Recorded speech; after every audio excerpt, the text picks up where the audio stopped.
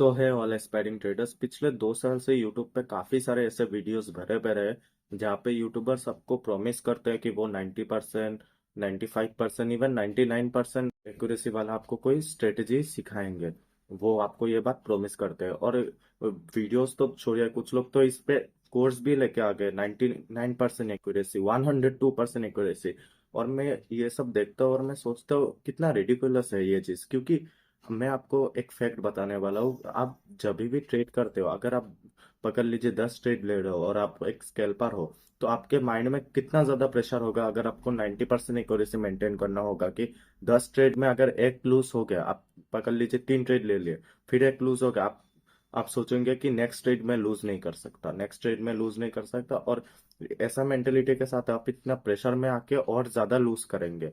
जितना आपका risk management है वो आप फॉलो ही नहीं कर सकेंगे। आप रिवेंज ट्रेडिंग करेंगे, ओवर ट्रेडिंग करेंगे। ये सब वीडियोस जो है, काफी लोग इसमें फेक प्रोमिस भी करते हैं। जो फैक्ट है मैं वो बता रहा हूँ कि ये सब वीडियोस में आप ज्यादातर देखेंगे कि वो 1:1 का टारगेट अचीव करते हैं। और ये आपको ये पट्टी पर आता है कि 1:1 भी अगर आप टारगेट अचीव करते हो तो आप एक ट्रेड में लॉस करोगे, 9 ट्रेड में विन करोगे। लेकिन बात वो नहीं है। 9 ट्रेड में विन करने के लिए आपके लिए आपका कैसा माइंडसेट होना चाहिए।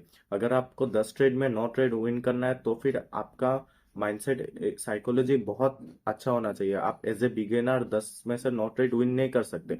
जो कि हैज फंड्स भी है, वो भी ऐसा नहीं सोचते कि उनको 10 ट्रेड में नौ नौ ट्रेड विन करना करना है। आपको लगता है कि उनके लिए विन विन परसेंटेज या फिर विन रेशियो इतना ज्यादा मैटर करता होगा।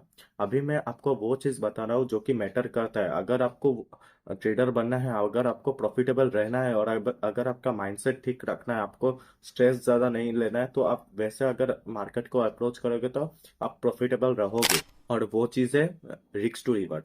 अगर आपका रिस्क टू रिवर्ड जितना हाई होगा, अभी रिस्क टू रिवर्ड में से कुछ लोग ऐसा भी करते हैं कि 1 मिनट टाइम फ्रेम में 1:30 ले लेते हैं। वैसा नहीं। प्रैक्टिकल रिस्क टू रिवर्ड जो है 1:2 या फिर 1:3 है, जो कि 1 आवर टाइम फ्रेम या फिर 30 मिनट टाइम फ्रेम में होता है। ठीक है। या फिर 4 आवर में भी आप कर सकते हो अगर आप स्विंग ट्रेडिंग में कर रहे हो। और अगर आप डे ट्रेडिंग कर रहे हो, 4 hour, 1 hour and 30 minutes, it's okay. ठीक है। तो अगर आप रिस्क टू रिवर्ड फॉलो करते हो 1:2 का भी, तो फिर अगर आप सोच लो कि आपने 10 ट्रेड लिए, 10 ट्रेड में 10,000 कमाए। ठीक है। नेक्स्ट ट्रेड में नेक्स्ट 10 ट्रेड में आपने फिर 10 ट्रेड लॉस कर दिए। तो वहां पे आपने क्या किया, 1:2 फॉलो किया। मतलब 10 ट्रेड में आपने 10,000 कमाए, नेक्स्ट 10 ट्रेड में आप 5,000 लूज कर दिए। फिर भी आपके पास 5,000 का प्रॉफिट बचा हुआ है। आप ब्रेक इवन पे भी नहीं हुई, आपके पास 5,000 का एक्स्ट्रा प्रॉफिट बचा हुआ है विथ 50% एक्यूरेसी ओनली। तो आप सोचो, 90% एक्यूरेसी मैनेज करने के लिए ज्यादा आपको मेंटल प्रेशर झेलना पड़ेगा या फिर 50% एक्यूरेसी मैनेज करने के लिए ज्यादा आपको मेंटल प्रेशर झेलना पड़ेगा। मैं ये बात आपको पहले भी बता चुका हूँ, अब भी बता रहा हूँ कि ट्रेडिंग में आप ट्रेडिंग को जितना ज्यादा सिंपल रखोगे अपने लिए, उतना ज्यादा आप प्रॉफिटेबल रहोगे, उतना ज्यादा आप लॉन्ग टर्म टिक पाओगे। लोग लॉन्ग टर्म क्यों नहीं टिक पाते, लोग थोड़ी दिन बाद छोड़ के क्यों चले जाते हैं? क्योंकि वो चीजों को बहुत ज्यादा कॉम्प्लिकेटेड कर देते हैं। और ये कोर्स बेचने वाले चीजों को कॉम्प्लिकेटेड ऐसे इसलिए करके रखते हैं ताकि वो अपना कोर्स बेच सके, ताकि एक नॉर्मल लोगों को समझ नहीं आ सके। लेकिन हम अगर आप चीजों को सिंपल रखोगे, कॉम्प्लिकेटेड नहीं करोगे, तो आप मैक्सिमम टाइम प्रॉफिटेबल रहोगे। तो this was my view on win rate. और मैं इंटरेस्टेड हूँ कि आपका व्यूज क्या है, वो कमेंट में जरूर बताइएगा।